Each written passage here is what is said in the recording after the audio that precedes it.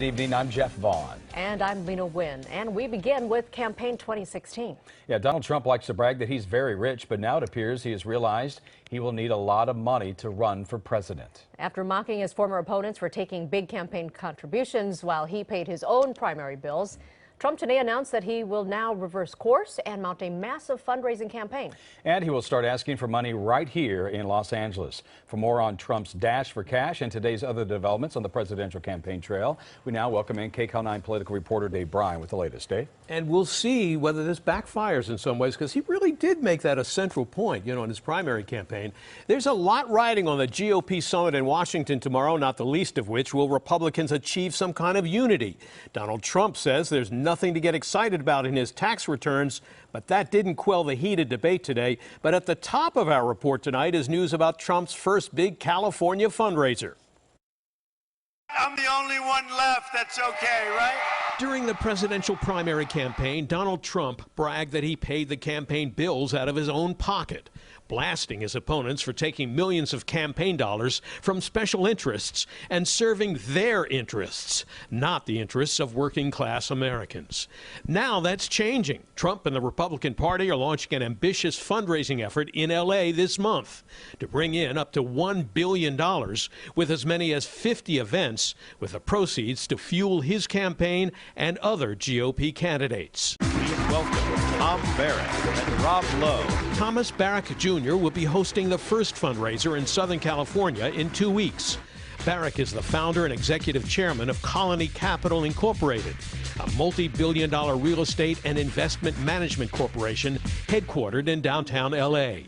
In March, Barrack was interviewed about Trump on CNN. Why Trump is very simple, and it's not based on a political agenda. It's based on the quality of a great executive that I've experienced as an adversary, as an investor with him, and this unbelievable ability to talk simply and clearly to the normal person and then adapt a situation to various points of view. And I think he's one of the few individuals in our world that would sacrifice where he is to do what he wants to do. News of Trump's new fundraising strategy came on the eve of a big GOP summit meeting in Washington. We need a real unification of our party, which, look, after a tough primary, that's going to take some effort. House Speaker Paul Ryan said an alliance with presumptive nominee Donald Trump doesn't mean they have to agree on every issue. This is a big tent party.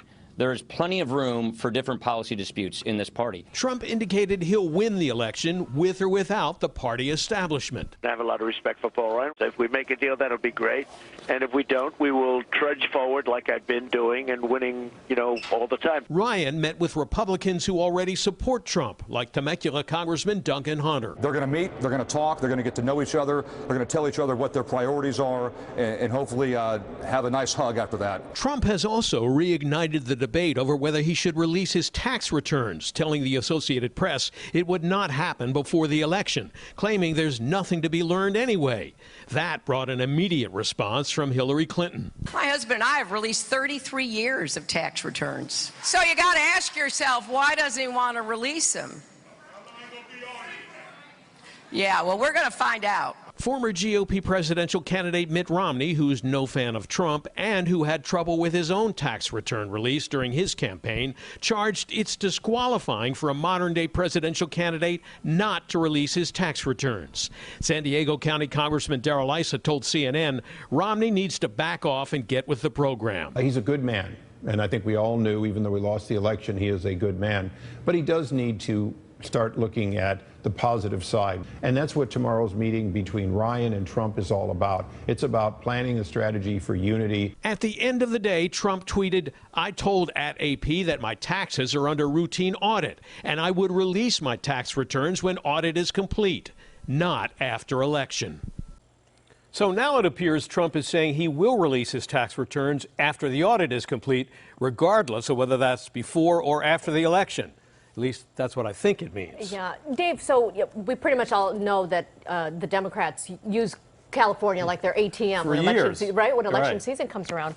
Why is Donald Trump starting his fundraising here, and who's going to contribute? Well, there's still a lot of money in California, even for Republicans. Yes, California is the bluest of blue states, but it's a big, diverse state, and there are still plenty of well-heeled Republican donors, some of whom go back to the Reagan years. In fact, Thomas Barrack, who's hosting that fundraiser in 2 weeks, said Trump reminded him of Reagan. That's according to one newspaper report, since they started as party outsiders. The Hollywood Reporter said it's not known yet which Hollywood celebrities would be attending the LA fundraiser, but some entertainment industry conservatives like John Voight, who already endorsed Trump, could be there. But many Republican fundraisers are still holding back, waiting to see if that party will unify behind one another. And depending on what happens tomorrow in Washington, they could be jumping in as well, Jeff.